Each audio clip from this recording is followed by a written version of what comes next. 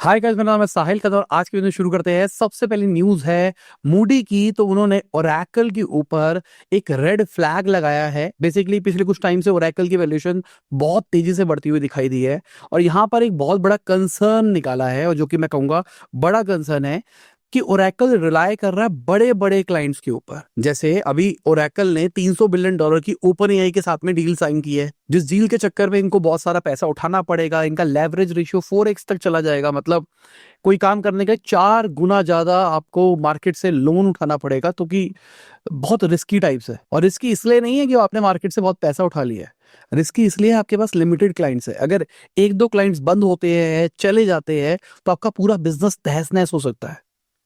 Business की एक basic सी ideology है, लिमिटेड लोगों की जगह ज्यादा लोगों के ऊपर ध्यान दो, ताकि कुछ लोग चले भी जाएंगे तो आपको उतना बड़ा फर्क नहीं पड़ेगा।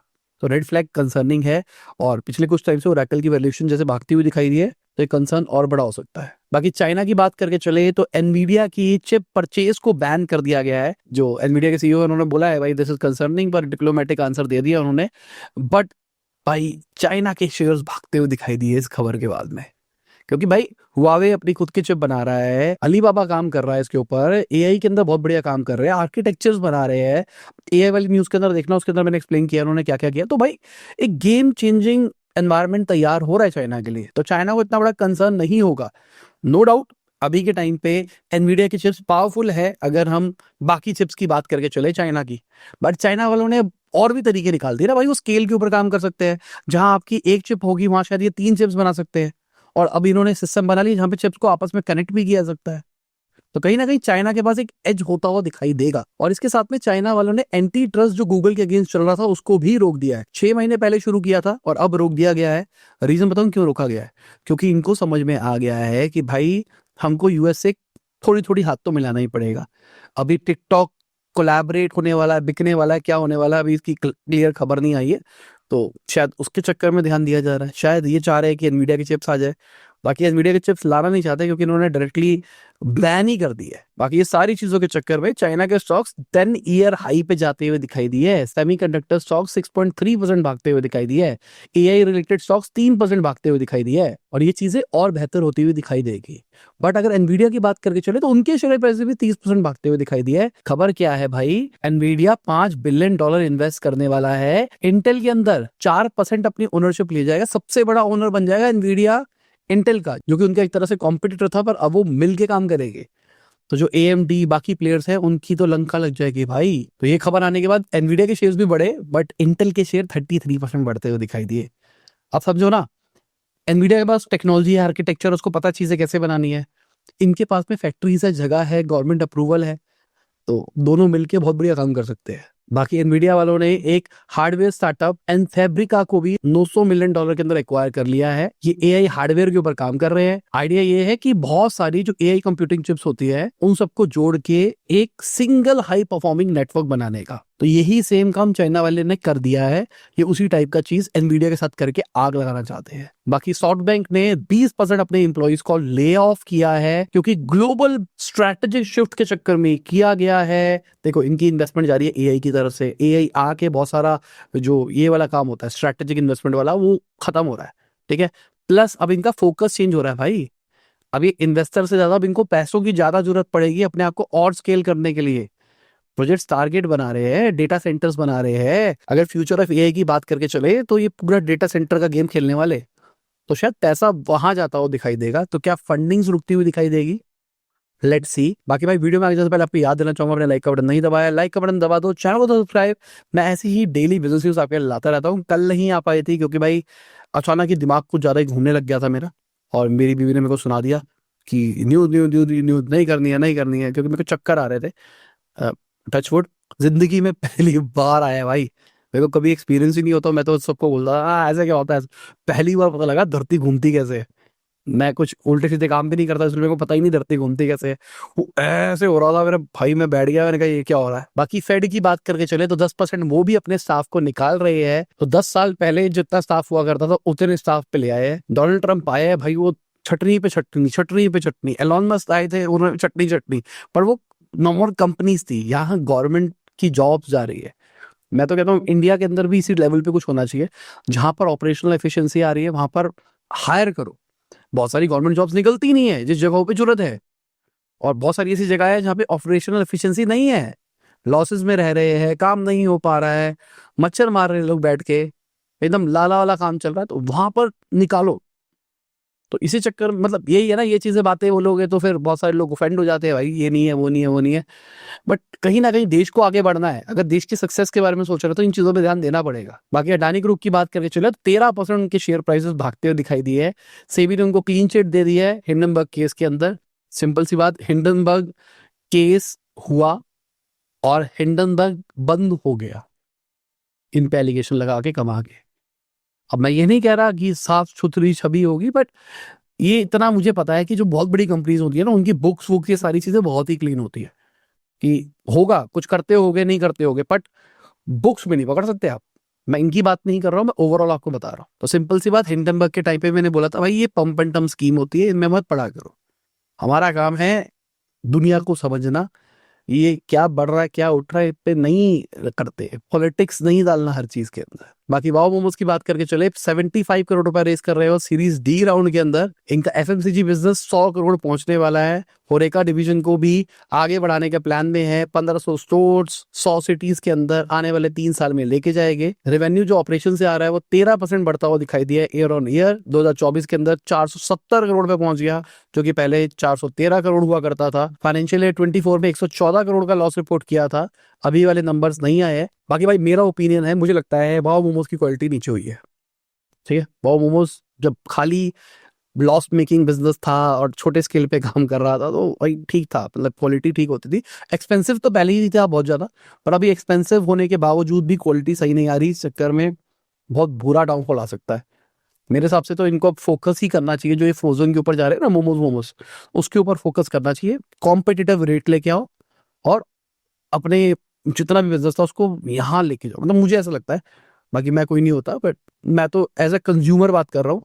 वहाँ मोमोज की क्वालिटी घटी है, और अगर प्रोडक्ट की क्वालिटी घटी है, कितनी फंडिंग ले लो, कुछ भी ले लो, बिजनेस नहीं बनेगा। अगर मैं रेबल फूड्स की बात करके चलूं तो 150 करोड़ रुपए इन्होंने रेस किया है डेट की फॉर्म में। 13.9% के कूपन रेट के ऊपर किया गया है सितंबर 2028 तक। कूपन रेट का मतलब हो गया ब्याज दर, इंटरेस्ट रेट। बाकी फाइनेंशियल ईयर 24 के अंदर 1420 करोड़ का रेवेन्यू रिपोर्ट किया, जिसके ऊपर 378 करोड़ के लॉसेस थे। लॉसेस 2.4x कम होते हुए दिखाई दिए, बट लॉसेस बहुत हैवी है।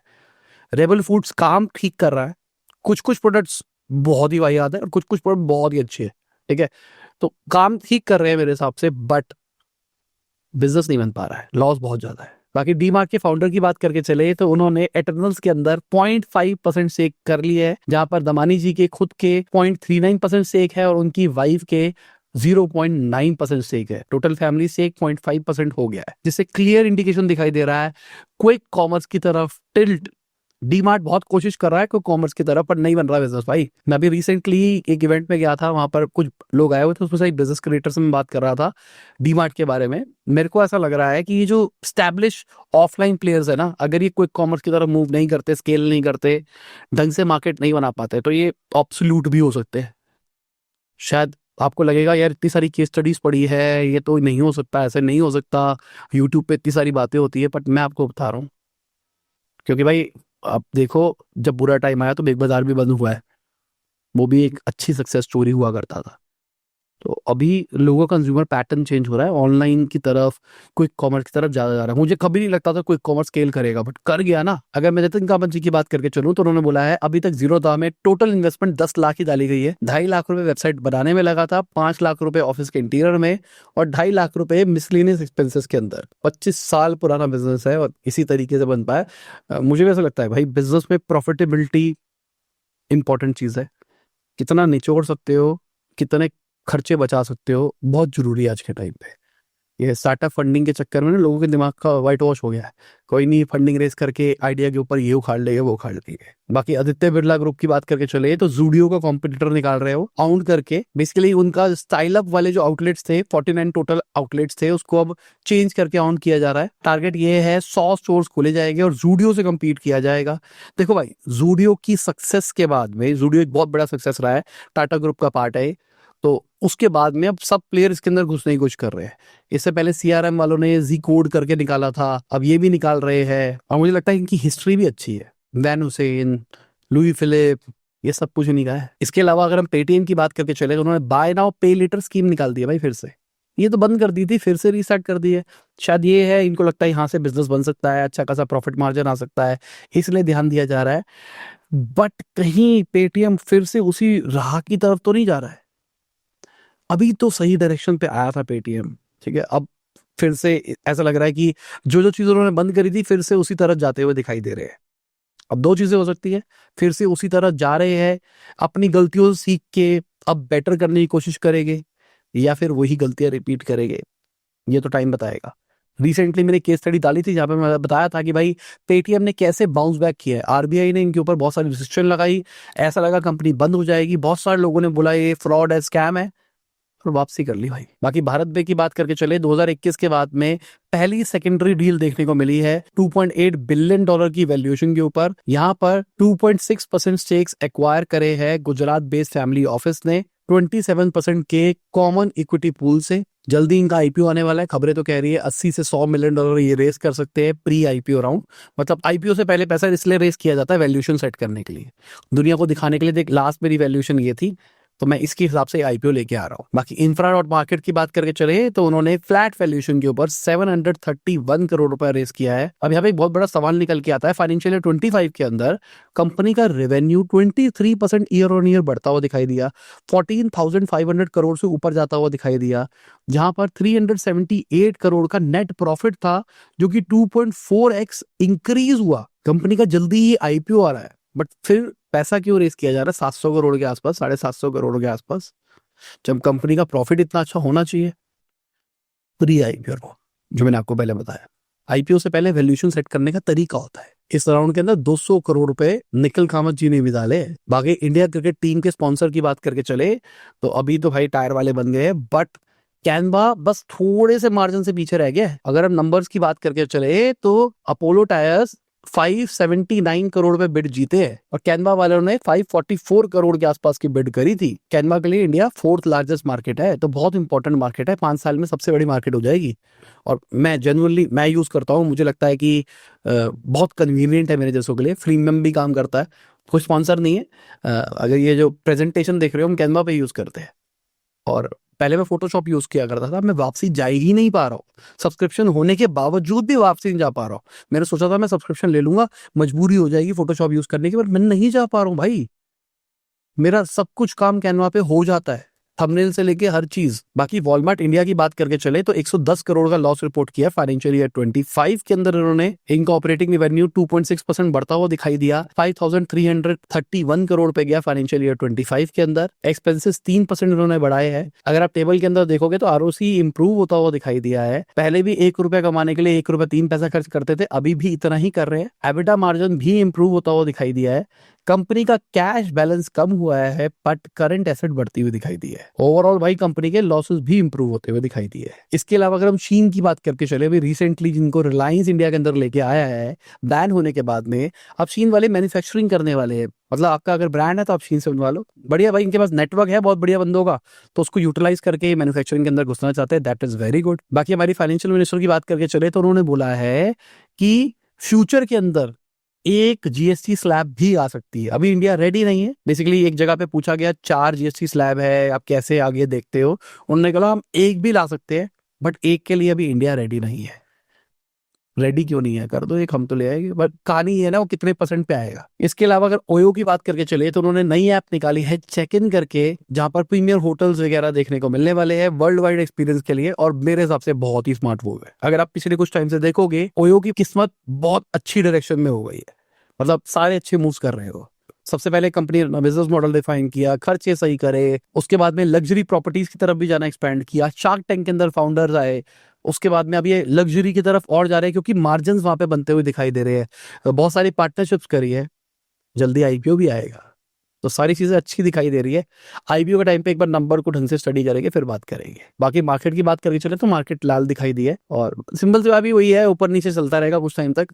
फेड का नंबर आया, उसके बाद में मार्केट ठीक दिखाई दी, उसके बाद में ऐसी दिखाई दी। लेट्स सी आगे कैसे दिखाई दे। बाकी आप देख लो कौन रहा है ऊपर, कौन रहा है नीचे। और इसी के साथ में हमारी आज की ये वीडियो खत्म होती है। उम्मीद करता हूं आपको मजा होगा। लाइक कर देना, शेयर कर देना, कमेंट बताना वीडियो कैसी लगी। Bye, good night, Shaba, good हाफिज, गुड मॉर्निंग, गुड आफ्टरनून, जब भी वीडियो देख रहे हैं। जय हिंद, वंदे मातरम, दुआ में याद रखना।